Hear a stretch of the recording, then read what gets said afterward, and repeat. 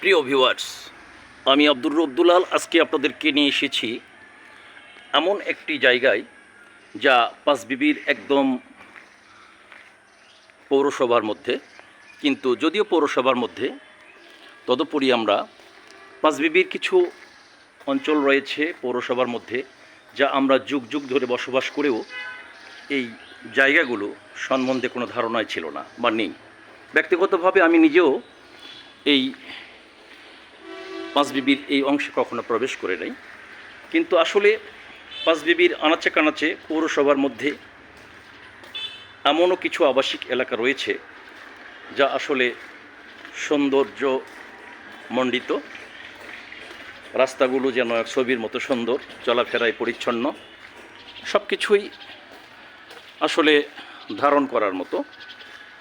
এটি পাঁচবিবির পল্লী বিদ্যুতের পেছনে, দক্ষিণ পেছনে হরিহরপুর নামক একটি মহল্লা, যা সত্যি এই মহল্লাটি আমাদের মনকে নাড়া দেয়।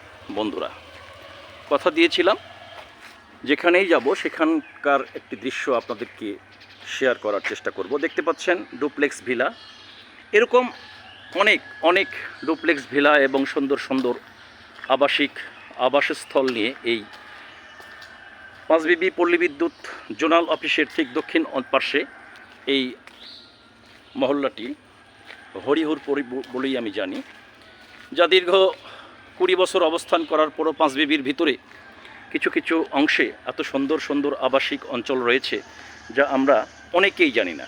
আসলে প্রবেশ করার প্রয়োজন হয়নি কখনো, যার কারণে আমরা জানি না যে এত সুন্দর পরিবেশ মণ্ডিত। দেখেন মহল্লার মধ্যে সুন্দর পুকুর, গাছপালা, সুন্দর বাড়িঘর, রুচিসম্মত একটা পরিবেশ, যেন ছবির মতো। বন্ধুরা,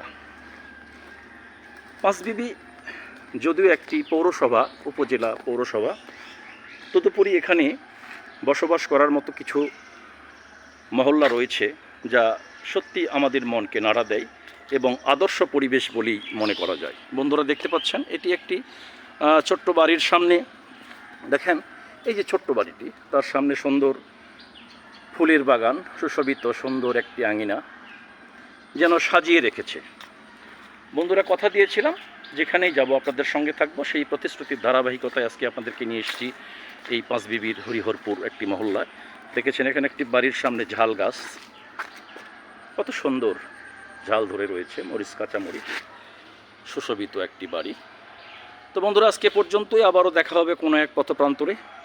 সকলকে আবারও সালাম, শুভেচ্ছা এবং অভিনন্দন। আসসালামু আলাইকুম ওয়া রাহমাতুল্লাহি ওয়া বারাকাতুহু।